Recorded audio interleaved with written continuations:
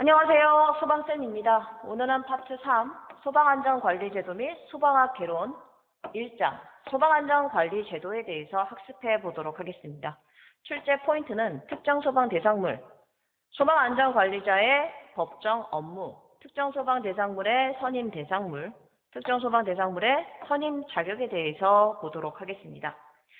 소방안전관리제도에서는 네모낭 정도가 출제되기 때문에 중요한 파트라고 보시면 되겠습니다.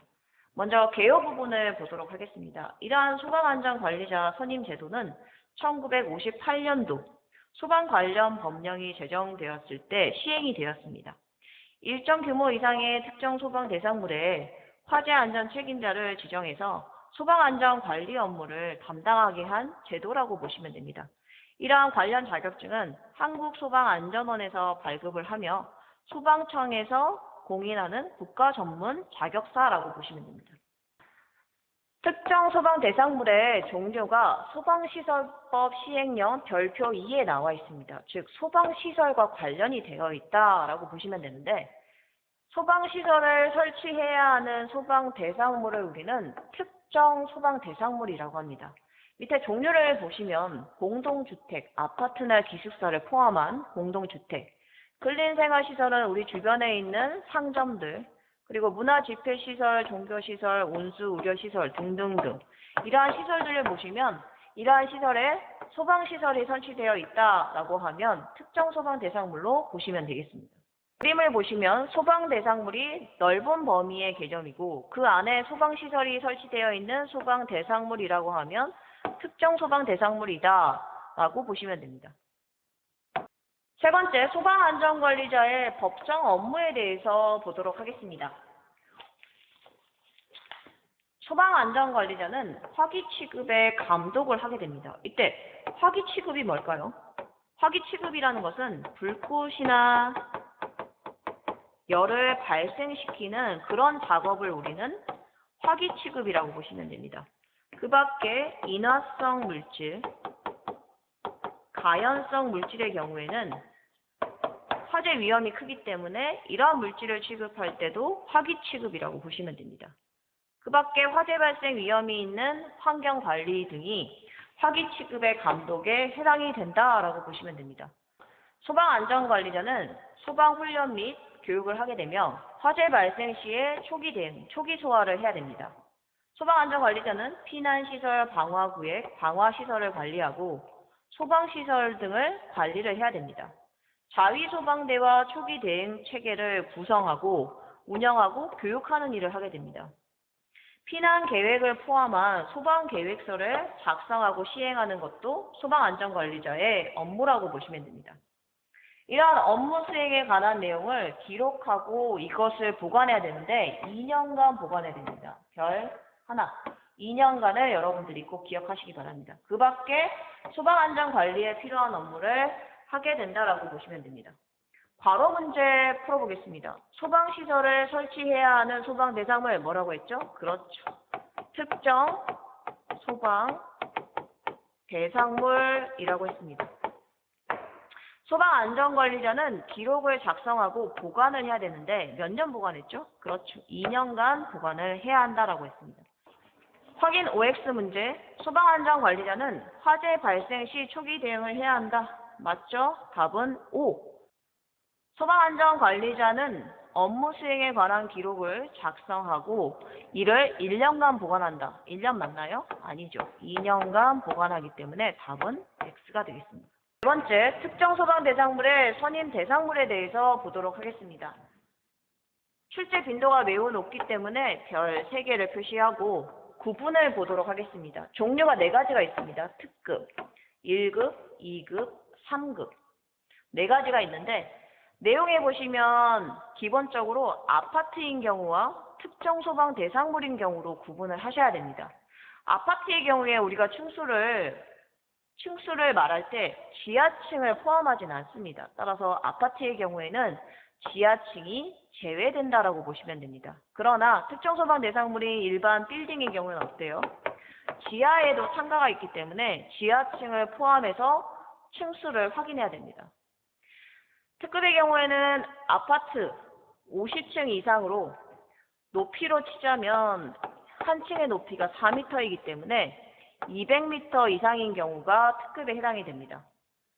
특정 소방 대상물인 빌딩의 경우에는 지하층을 포함해서 30층 이상인 경우로서 높이로 치자면 여기에 4m를 곱하면 얼마죠? 그렇죠. 120m 이상인 경우가 특급에 해당이 됩니다. 연면적은 10만 제곱미터 이상인 경우 특급 소방안전관리 대상물로 보시면 됩니다. 1급의 경우 볼게요. 아파트의 경우는 30층 이상인 경우로서 높이로는 120m 이상이 되겠죠. 이때 지하층은 제외가 된다라고 보시면 됩니다. 특정 소방 대상물 빌딩의 경우에는 11층 이상인 경우가 1급 소방안전관리 대상물입니다. 연면적은 15,000제곱미터 이상인 경우. 한 가지가 더 있습니다. 가연성 가스를 1000톤 이상 저장 취급하는 시설도 1급 소방안전관리 대상물로 보시면 됩니다. 2급 소방안전관리 대상물 볼게요. 암기하실 때는 공동의 옥스물이다 라고 기억하시면 됩니다. 공동 옥스물.